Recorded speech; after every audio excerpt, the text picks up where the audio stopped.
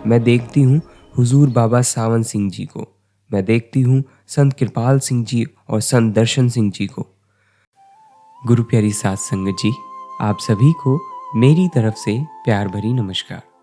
आशा करता हूँ कि आप सभी लोग स्वस्थ होंगे।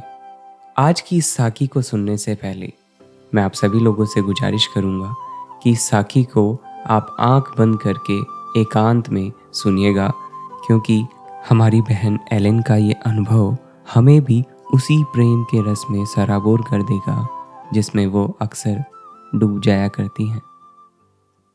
चलिए शुरू करते हैं उन्हीं के अंदाज में। संत राजिंदर सिंह जी महाराज के शिकागो में रहने का सबसे अधिक लाभ वहाँ के स्थानीय लोगों को है। वहाँ वे उनके भौतिक रूप में दर्शन करते हैं और उनकी प्यार भरी दृष्टि प्राप्त करते हैं। यूँ तो अक्सर महाराज जी के कार्यक्रम होटलों में भी आयोजित किए जाते हैं, पर वहाँ ऐसी बात नहीं जो हमें अपने आश्रम में महसूस होती है। मुझे यह स्थान अपने घर जैसा लगता है। यहाँ के मैं अपने कुछ अनुभवों को साझा करना चाहती हूँ, जिन्हें मैंने महाराज जी के दर्शन करते समय खुली आंखों से देखा है। जब सतगुरु मंच पर चढ़ते हैं और दर्शन देने के लिए अपने दोनों हाथ जोड़ते हैं, तब मैं उन्हें सारी संगत पर चमकदार झिलमिलाती किरणों की बौछार करते हुए देखती हूँ। मैं देखती हूँ वे हम में से प्रत्येक पर अपनी दृष्टि डालते हैं तो उनकी आंखों से हो रही आनंद की वर्षा कुछ किरणों की तरह निकलती है। रोशनी की तेज धारा वहाँ बैठे हर एक व्यक्ति पर पड़ती है। यह ज्योति मेरी आत्मा को भी सम्मोहित कर लेती और मैं एक आनंददायक शांति में डूब जाती हूँ। कभी कभी यह प्रकाश शिष्य से लौटकर वापस गुरु में जाता हुआ दिखाई देता है। महाराज जी से निकले रोशनी के ये कण आश्रम में चारों तरफ फैले हुए होते हैं और अंत में मिलकर एक शक्तिशाली दायरा बना लेते हैं। यहाँ तक कि महाराज जी जब आश्रम से लौट जाते हैं, उसके बाद भी यह प्रकाश हर तरफ होता है। कुर्सियों पे, दीवारों पे, छतों पे यह ऐसे नाच रहा होता है जैसे मस्त मगन होके नाच रहा हो। मैंने अक्सर पिछले समय के महापुरुषों को भी सत्संग हॉल में देखा है। कभी कभी तो वो कुर्सियों पर बैठे हुए होते हैं और बाकी समय वह वहाँ से चहलकदमी या टहलते हुए नजर आते हैं।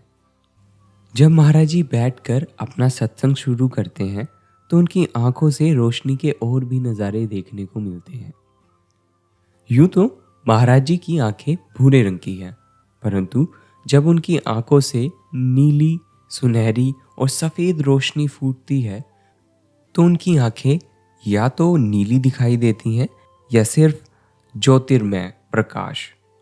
कभी कभी तो उनकी ज्योति इतनी बढ़ जाती है कि महाराज जी का स्वरूप उसमें समा जाता है। क्या ये वाक्य आपको पसंद आ रहा है? अगर हाँ, तो आप चैनल को सब्सक्राइब करें ताकि भविष्य में भी ऐसे वाक्य आप तक पहुंचते रहें। जैसे प्रभु का रूप और भी स्पष्ट हो गया हो। यह तो सद्गुरु की कृपा है कि जो प्रकाश वो मेरी तरफ भेजते हैं मैं उसे अक्सर देख सकती हूँ। यह प्रकाश प्रेम से भीगी एक मोटी रस्सी की शक्ल में होता है जो सीधा मेरे शिव नेत्र पे आ टिकता है और मुझे प्रेम से सराबोर करके महाराज जी की ओर खींचने लगता है। वह प्रेम इतना पवित्र, इतना निश्चल और इतना शक्तिशाली है कि मुझे उनके प्रति अपना प्रेम तुच्छ जान पड़ता है। मैं किसी भी तरीके से उनके इस असीम प्रेम का मूल्य नहीं चुका सकती। इसलिए तो मैं वहाँ चुपचाप बैठी यही कहती रहती हूँ, शुक्र है, शुक्र है, शुक्र है मेरे मालिक, जबकि सामने सत्संग चलता रहता है। कई बार ऐसा होता है सत्संग के दौरान मेरे और महाराज जी के बीच कोई आ जाता है, लेकिन इस रोशनी पर उसका कोई प्रभाव नहीं पड़ता। वह निरंतर मेरी तरफ आती रहती है। वह उस व्यक्ति को पार कर कर मेरे तक पहुंचती है। यदि कभी मुझे महाराज जी का चेहरा नहीं दिखाई देता तो मैं उनके हाथों को देखने लगती हूँ। बीच बीच में वे अपने दोनों हाथों से कुछ भाव प्रदर्शित करते रहते हैं। वे अपनी उंगली को हवा में गोल गोल घुमाते हैं, तब भी वहाँ एक झिलमिलाती हुई रोशनी नाचने लगती है। उनके हाथ की हलचल के साथ यह रोशनी और भी चमकदार होने लगती है। जब भी मैं उनके हाथ को नहीं देख पाती तो यह मेरा परम सौभाग्य होता है कि मैं उनकी दाढ़ी या हाथ के बालों को देख पाती हूँ। जब भी मैं अपना ध्यान उनके बालों पर करती हूँ तो वहाँ से प्रकाश स्फुटित होकर सभी दिशाओं में फैल जाता है। यह प्रकाश इतना तेज होता है जैसे एक बहुत चमकदार तारा तेजी से संगत की ओर जा रहा हो, और मैं देखकर चकित रह जाती हूँ। महाराज जी किस प्रकार हम पर दया बरसाते हैं। जब सतगुरु राजेंद्र सिंह जी महाराज जी प्रवचन देते हैं तो मैं पिछले सतगुरुओं को मंच पर उनके साथ देखती हूँ।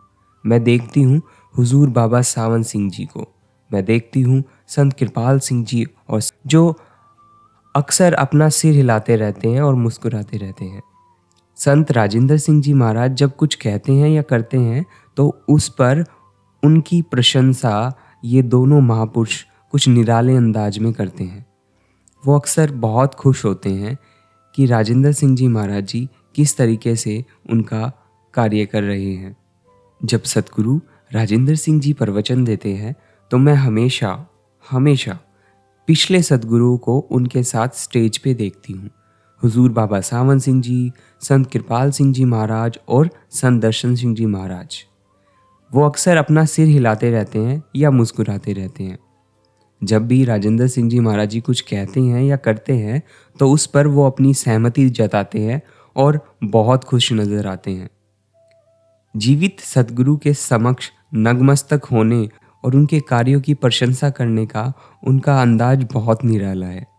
अपने प्रवचनों के दौरान महाराज जी हम पर जो प्रकाश बरसाते हैं, कई बार उसे बहुत तेज कर देते हैं।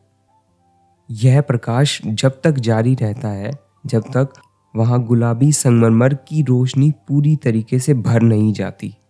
यह रोशनी उस मंच को चारों तरफ से घेर लेती है। उसके बाद मैं देखती हूँ इस दिव्य प्रभामंडल में किस तरीके से महाराज जी अपने आसन पर बैठे हुए हैं। नामदान के समय महाराज जी के दर्शन करने में मुझे विशेष आनंद मिलता है। जब वे प्रवेश करते हैं तो अक्सर उनके साथ पिछले सद्गुरु भी होते हैं।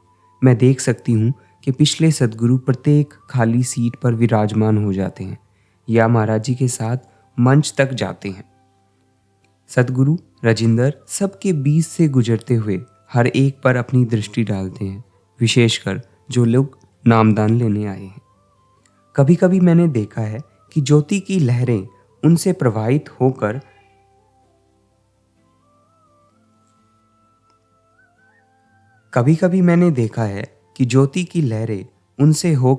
नए लोगों पर पहुंचती हैं और उन्हें अपने आगोश में ले लेती हैं। बाद में महाराज जी मंच से दर्शन देते हैं, तब उनसे उत्पन्न प्रकाश वहां मौजूद प्रत्येक आत्मा तक पहुंचता है। यह प्रकाश नामदान के दौरान और भी तेज हो जाता है।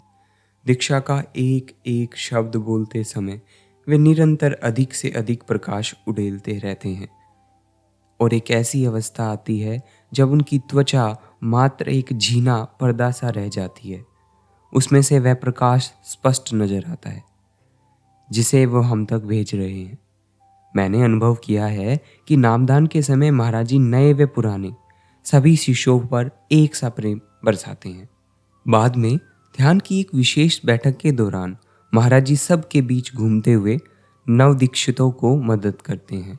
वे पुराने नामलेवाओं में से कुछ को अपने हाथ के स्पर्श द्वारा तवज्जो देके ध्यान पे बिठाते हैं। इसी तरह एक बार नामदान के दौरान वो मेरी तरफ भी आ रहे थे तो मैंने देखा कि उनकी आंखों से आंसू के आकार का एक प्रकाश निकला और तेजी से मेरी तरफ आया। दिव्य रूप से यह ज्योति इतनी आकर्षक और चमकदार थी कि मैं चाहती थी कि मैं उनके हाथों को थाम लूं और हमेशा अपने पास रखूं। फिर महाराज जी हर कदम पर प्रेम से भरे हुए चिन्ह छोड़ते हुए मुझसे दूर चले गए। इसके अलावा महाराज जी को प्रसाद बांटते हुए भी देखना मेरे लिए बहुत आनंददायक है। कभी कभी रविवार को दोपहर लंगर के बाद वो सैकड़ों लोगों को अपने हाथ से प्रसाद देते हैं। इसमें कई बार घंटों लग जाते हैं और अक्सर ऐसा होता है, महाराज जी पिछली रात सोए ही नहीं होते हैं या थोड़ा सा आराम किया होता है, फिर भी वे एक एक से मिलते हैं, सबसे मुस्कुरा कर बात करते हैं, प्रत्येक आत्मा को ज्योति का उपहार देते हैं। जब भी कभी वे पंक्तियों में आकर दर्शन देते हैं और मुस्कुरा कर प्रत्येक के सिर पर अपना हाथ रखते हैं, तब मैं उन्हें हर आत्मा को ज्योति प्रदान करते हुए देखती हूँ। यह ज्योति उनकी आंखों की गहराई से उफन कर सामने बैठी जीव आत्मा तक पहुँचती है। सौभाग्य से प्रसाद पाने की जब मेरी बारी आती है तो मैं यह चाहती हूँ कि उनकी आंखों से निकलने वाले सफ़ेद रंग की मनोहर रोशनी में मैं बेतहाशा कूद पड़ूं और कभी उससे बाहर ना आऊं। मैं सदैव उनकी आंखों की खुशी और उसके आनंद में जीना चाहती हूँ।